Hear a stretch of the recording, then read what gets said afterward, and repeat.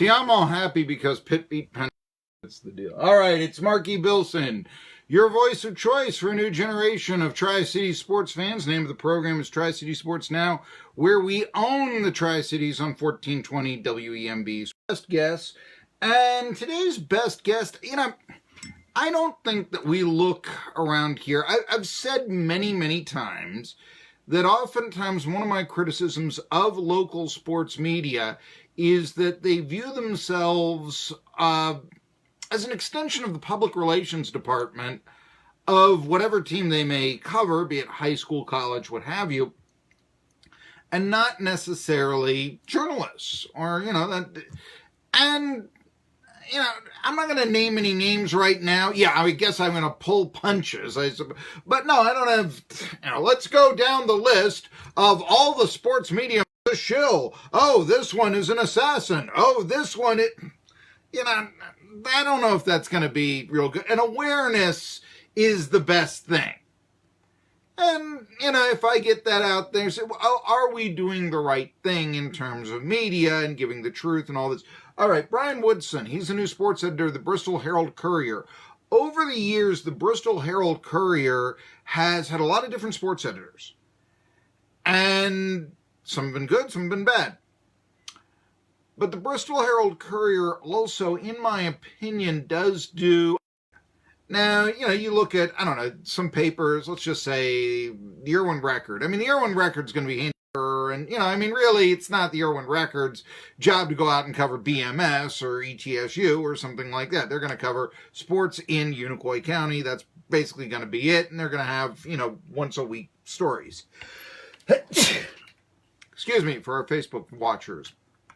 However, what we will have is a circumstance with Bristol Herald-Courier.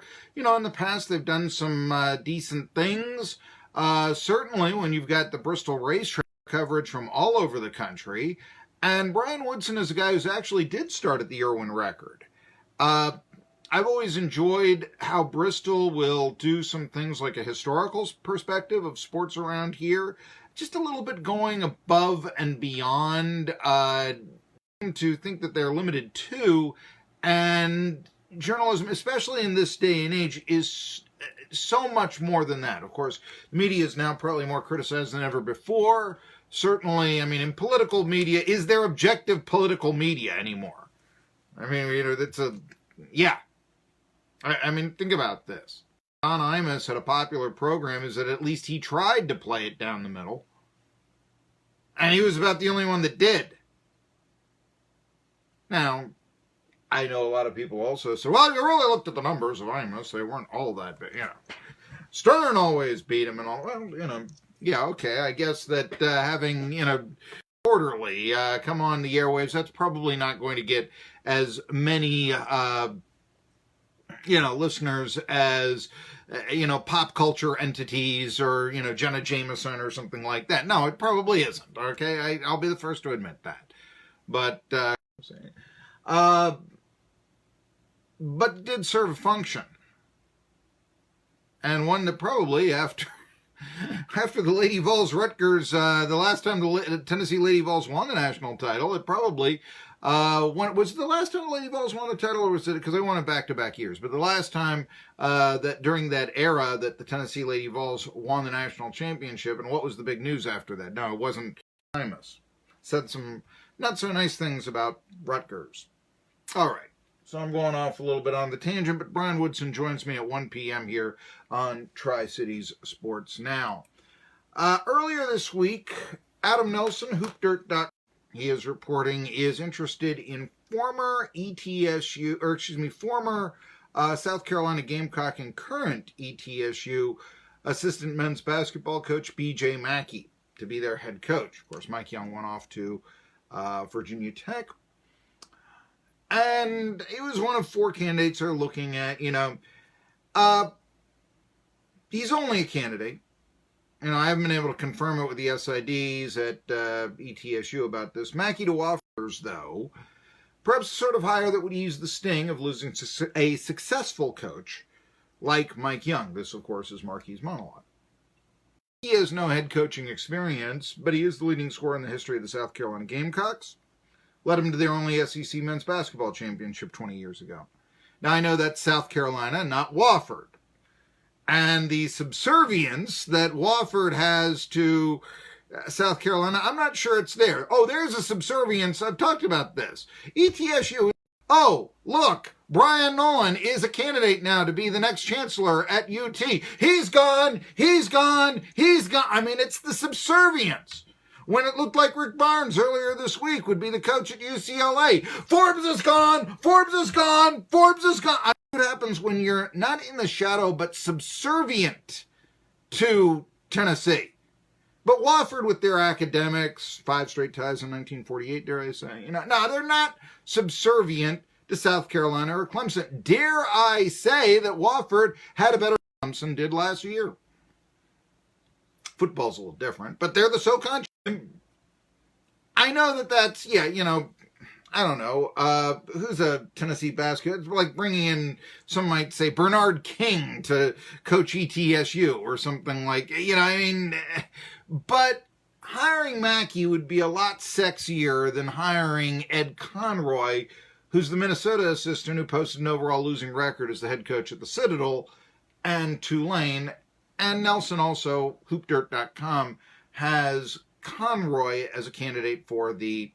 And yeah, if you're an ETSU fan, see, here's the thing. It's sort of a bad coach, so ETSU can get 2 easy victories a year. But then you do that, you lessen the Southern Conference to the program falls as well. It's not like it is in the major conferences.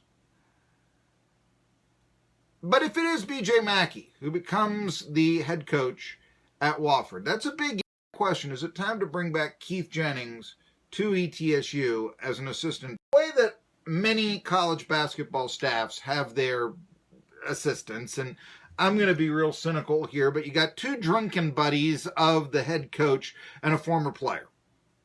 They look at now.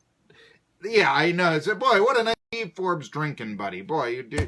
How wonderful is that? Well, but what I mean by this is it's 2 assistants the head coach knows he can get along with, good X's and O's guys, hopefully a pretty good personality, somebody, but the head coach, I don't know if I should call it the final assistant, third, if not in stature, but just in number, assistant coach on a team, college basketball team, is generally a former player who was pretty good. And as I said, McKie was one of the great South Carolina basketball players of all time. Just giving an example, John Calipari does this at Kentucky. The man never played basketball at a high level. To recruit doesn't mean he doesn't know X's and O's. Yeah, you can do that without playing. But on his staff is Wes Flanagan. And before that, dare I say it, was Chuck Person. And that was a former star Auburn player who reinforces to the Tigers players that Pearl's no day athlete, it is said, wants not necessarily, somebody who hasn't done it, but somebody who does. There is that skepticism. Oh, wait, you're going to tell me how to play basketball? What did you ever do? He's done it. Mister Jennings can say he's done it. And you need in college. And Jennings would not only fill that role at ETSU, but there's an argument that can be made that nobody on earth could better fill that role at ETSU than Mr. Jennings, because he's the program's only legitimate NBA player, and he led the Buccaneers to their only national ranking. Now, for the past 2 years, Jennings, who's a friend of the show, first guest we ever had on the revival of the program, he was the women's basketball coach at Lees McRae. Now, the gains that he's made have been modest, 4 games. The program had only won 16 in the previous 3. Prior to that, with Mr. on the assistant coaching staff, a 1-6 Bobcats team, men's basketball team, nearly beat Buccaneers at Freedom Hall back in 2016. Remember that? They actually led with 91 seconds to play before falling 85-80. So I'm inclined to believe that Jennings is a good coach. And he also used to coach at Science Hill. And he's a local legend, so Jennings would likely provide a tie-in with the local high schools. The Bucs might not have a local starter to play for ETSU since Ryan Lawson. And basically, they have ETSU. They bring in Bo Hodges. He's a Mr. Tennessee basketball, not a Mr. Tri-Cities basketball. But let me just ask you this. Doesn't having an extra weapon to bring in players like Mac McClung or Omar Watad seem wise?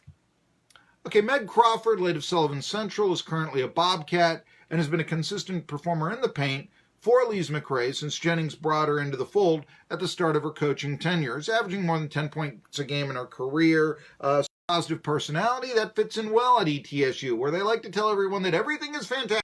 Grad assistant with Murray Bartow. No, he was not retained. He's not the first grad assistant that was never retained on a staff. After all, sometimes there aren't coaching vacancies.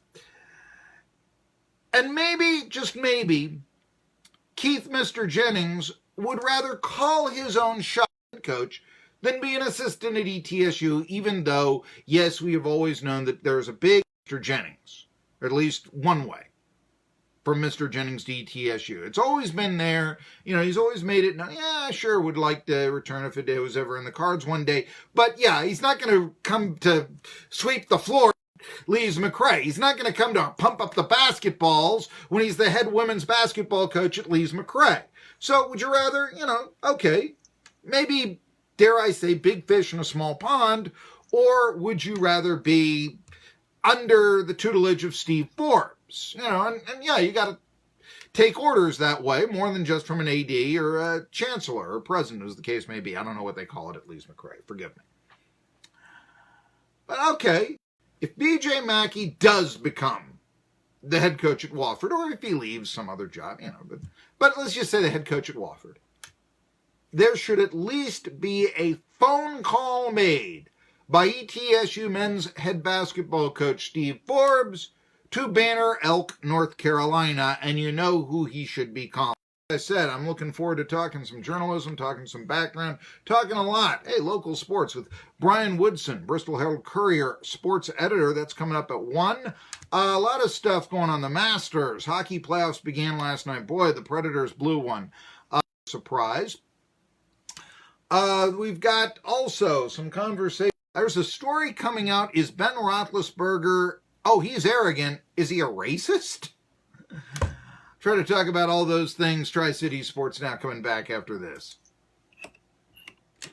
Sunshine, spring.